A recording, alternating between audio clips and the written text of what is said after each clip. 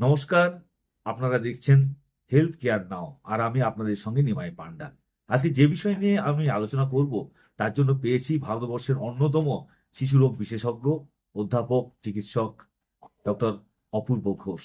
এবং তাকে আমরা যে প্রশ্নটি করব সেই প্রশ্নটি কিন্তু অদ্ভুত, এবং সেই প্রশ্ন সমস্ত বাবা মায়ের, সমস্ত পরিবারের যার বাড়িতে সন্তান রয়েছে বা সন্তান হয়েছে, বাড়িতে অশান্তি শুরু হয়, রীতিমতো অশান্তি শুরু হয়। তো সে অশান্তির কারণ হচ্ছে বাচ্চা বা শিশুটি খাচ্ছে না। ডক্টর ঘোষ, এই বাচ্চারা খায় না, এই অভিযোগ নিয়ে বাড়িতে অশান্তি চলে এবং আপনাদের কাছে অনেকে এইটার জন্য চলে আসেন। আপনি কি বলবেন এই ধরনের শিশুর বাবা মা? দেখুন, আহ, মানে মানুষের ফার্স্ট অটোনোমাস বিহেভিয়ার যে আহ, আমি কতটুকু খাবো সেটা আমিই ডিসাইড করব।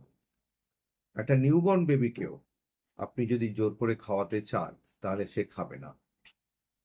তো এটাকেই আমি বলি যে autonomous behaviour, first autonomous behaviour in humans is to decide went to it and how much. তো সেইটা যদি নিউবর্ন স্টেজ থেকে সারা জীবন ধরেই তার থাকবে। আমাকেও যদি কেউ বেশি খাওয়াতে চায় আমি খাবো না। তো বাচ্চাদেরটা কি হয়, আমাদের ধারণা যে খেলেই বোধহয় বাচ্চাটা সুস্থ থাকবে। ইনফ্যাক্ট উল্টোটাই হয়। খেয়ে খেয়ে বাচ্চাদেরকে এখন ওভারওয়েট করে দেওয়া হচ্ছে।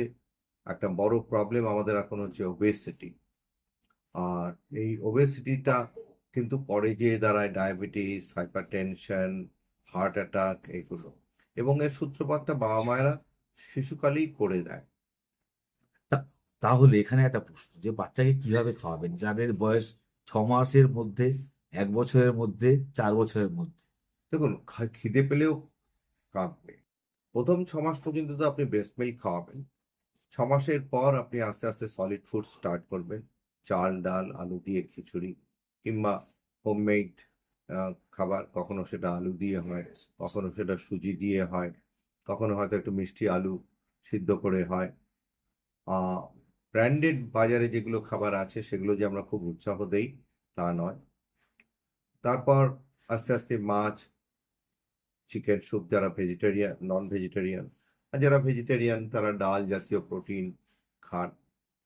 এইভাবেই 1 বছরের পর আমরা বলি যে 4টে সলিড ফুড দিতে। সকালে একবার দুধ চিড়ে, কি দুধ মুড়ি, কি দুধ ভাত, আহ দুপুরবেলাও তাই, আবার রাত্রেও তাই। বিকালের দিকে একটু ভ্যারাইটি অফ আলুর খাবার, সুজির খাবার এগুলো করে দেওয়া যেতে পারে। বাট ভ্যারাইটি দিতে হবে বাচ্চাদেরকে। কিন্তু সেই ভ্যারাইটিটা যদি খুব বেশি ভ্যারাইটি হয়ে যায় তাহলে কিন্তু বাচ্চা আর খেতে চায় না। সে ভ্যারাইটিই চায়, শুধু সে ভ্যারাইটিই চায়।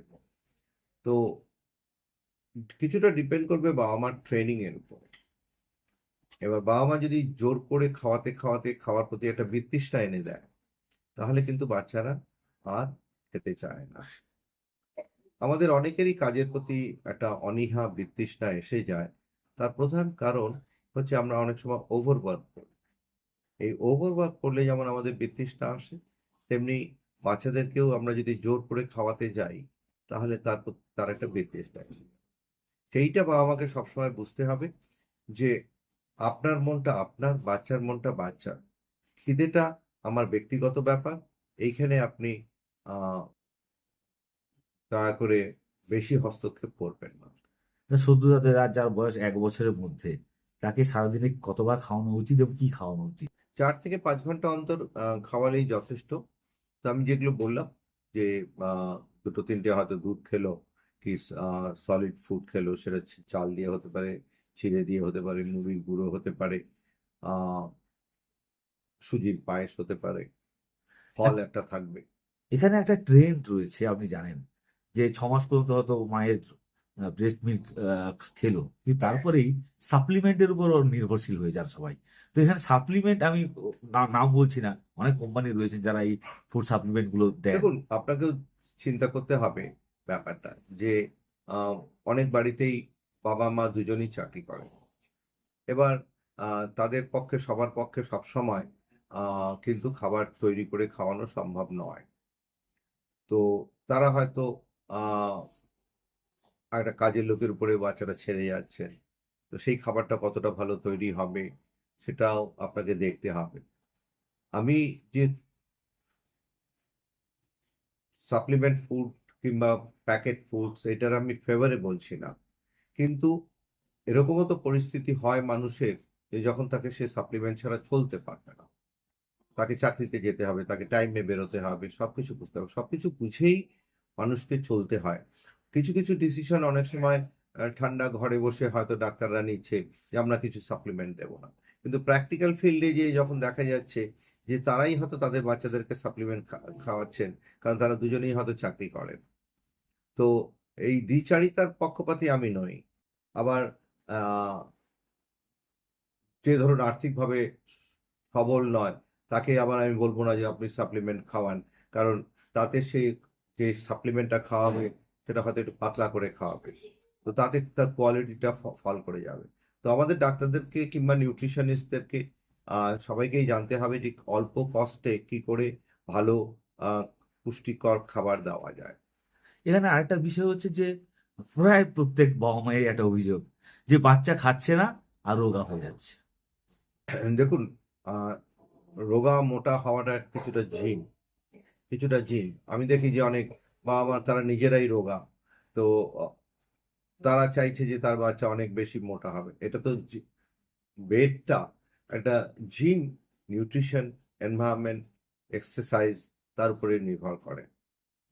যে আমি কত টাকা রোজগার করছি আর কত টাকা খরচ করছি তার উপরে আমার ব্যাংক ব্যালেন্স যেমন থাকবে, তেমনি আমি আ যদি কম খাই তাহলে আমি পাতলা থাকবো।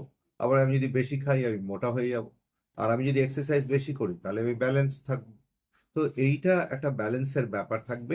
সেইটা গ্রোথ চার্ট করে দেখতে হয় বাচ্চাদেরকে যে তাদের আ ওয়েট, হাইট সব ঠিক মতন চলছে কিনা। মোটামুটি কত মাসে বা কত বছরে, যেমন 6 মাস, 1 বছর, 2 বছর, 3 বছর, 5 বছর পর্যন্ত কত ওয়েট থাকলে স্ট্যান্ডার্ড ওয়েট না, হয়? এটা একটা গ্রোথ চার্ট আছে। সেই গ্রোথ চার্ট অনুযায়ী আপনার হবে। আপনি বাজারে যেমন আ 40 সাইজের জামাও পাবেন, 42 ও পাবেন, 44 ও পাবেন, আবার 46 ও পাবেন। তো সেরকম কোনো মাপ হয় না যে এইটাই স্ট্যান্ডার্ড মাপ। অনেকগুলো স্ট্যান্ডার্ড আছে। 50th পার্সেন্টাইল, 75th পার্সেন্টাইল উপরের দিকে বলছি। 95th পার্সেন্টাইল, 100th পার্সেন্টাইল আবার তলের দিকেও আছে। 50th percentile, 25th percentile, 10th percentile, এটা 5th কিভাবে কিভাবে পার্সেন্টাইল। এটা এটা কিভাবে গ্রোথ চার্ট করা হয় না, এটা একটা। কিসের উপর নির্ভর করে? হাইট, ওয়েট হ্যাঁ, তারই দুটোরই চার্ট আছে। হাইট আর ওয়েটের দিয়ে এই মাপটা করা হয়। তো আরেকটা বিষয় যে যে বাবা মা খুবই আতঙ্কিত হয়ে পড়েন, হয়তো মা জোরে খাওয়াচ্ছেন, বাবা বলছে না আরে খাওয়াতে হবে না, তাদেরকে আপনি এক কথায় কি বলবেন, কি পরামর্শ দেবেন? দেখুন, অনেক সময় কি হয়, আ বাবার কথাটা শুনতে চায়। এখন আ কিছুটা সময় মায়েরা আ বাচ্চাদের একটা দখল নিয়ে নেয়। যে এই বাচ্চাটাকে যা কিছু করব আমিই করব, আমিই বলব, আমার কথাই শেষ কথা। সেটা কিন্তু সত্যি নয়। আ তো বাবার কথাও কখনো, কখনো শুনতে হবে। কারণ আমি প্রায়ই দেখি আমাদের কাছে আসে, বাবা বলে, "ডাক্তারবাবু বড্ড জোর করে খাওয়ায় এবং খাওয়াতে, খাওয়াতে প্রায় বমিও করিয়ে দেয়। তারপরে আবার খাওয়ায়।" তো আ এগুলো আ মায়েদেরকে বুঝতে হবে যে না, বাচ্চাটা দুজনের এবং দুজনের কথাতেই চলতে হবে। একেবারে ঠিকই বলেছেন, আমরা নিজেরাও ভুক্তভোগী। তো এক্ষেত্রে অনেকেই ডাক্তারের কাছে যান। এই না খাওয়ার পিছনে কি কোনো কারণ, মানে রোগ থাকতে পারে? কখনো কোনো রোগ থাকতে পারে? না, না, রোগ তো আছেই যে অনেক অসুখে খায় না। যেমন ধরুন আপনি জ্বর হলে খাবেন না। তার মানে ১ম জিনিস যেটা হবে যে খাচ্ছে না, তার মানে হয়তো ওর শরীরটা খারাপ হবে। কিংবা দেখা গেল যে কালকেই ওর জ্বর এসে গেল। তো আ শরীর খারাপ হলে মানুষের খেতে চাইবে না মন। তো সেটা ঠিক। আ কিন্তু শুধুই খাচ্ছে না, আ আর অন্য কোনো নেই, জ্বরও নেই, পেট খারাপও নেই। একমাত্র রাগ ছাড়া আ অন্য কোনো কারণ বোধহয় নেই যে খাচ্ছে না। ধরুন আমি আপনার উপরে রেগে গেলাম। তো আপনার বাড়িতে যেয়ে আমি খেলাম না। তো সেটা তো বাচ্চাদের কারণ নয় যে রাগে খাবো না। কিন্তু আ আদারওয়াইজ বাচ্চারা যদি না খায় তার মানে তার প্রয়োজন নেই। তবে কিছু অসুখও আছে যেখানে লস অফ অ্যাপেটাইট, যেটা আমি বললাম অসুখের লক্ষণ। সেটা কিন্তু কেমন? শুধু লস অফ অ্যাপেটাইট হয় না। তার সাথে অন্যান্য কিছু থাকে। হয়তো বমি হলো কিংবা পেট খারাপ হলো, আ কিংবা জ্বর এলো। তো নানান রকমের লক্ষণ থাকে তার মানে সাথে। মানে লস অফ অ্যাপেটাইট হলে কিছু লক্ষণ হচ্ছে যেগুলো আপনি বললেন। তার সাথে কিছু লক্ষণ থাকবে। আচ্ছা, সেই লক্ষণগুলো কি? যে এই বললাম যে জ্বর, বমি, পেট খারাপ। এছাড়া যদি বাচ্চা না খেতে চায় তাহলে অন্তত বাড়িতে ঝামেলা হওয়ার কোনো কোনো দরকার কারণ নেই, নেই। ডাক্তারের কাছে আসা দরকার। না, একদমই না। ধন্যবাদ আপনাকে ডক্টর ঘোষ, ডক্টর অপূর্ব ঘোষ আমাদের সঙ্গে এই নিয়ে আলোচনা করলেন এবং সমস্ত বাবা মায়ের যে কমপ্লেন, বাড়ির ঝামেলা, ঝগড়া রীতিমতো একেবারেই বাড়ি উত্তাল হয়ে ওঠে বাচ্চাকে খাওয়ানো নিয়ে, সেখানে কিন্তু বাচ্চারা কেন খাচ্ছে না সেটা সুন্দর করে আমাদের আলোচনা করে বোঝালেন। ধন্যবাদ আপনাকে ডক্টর ঘোষ, নমস্কার নেবেন।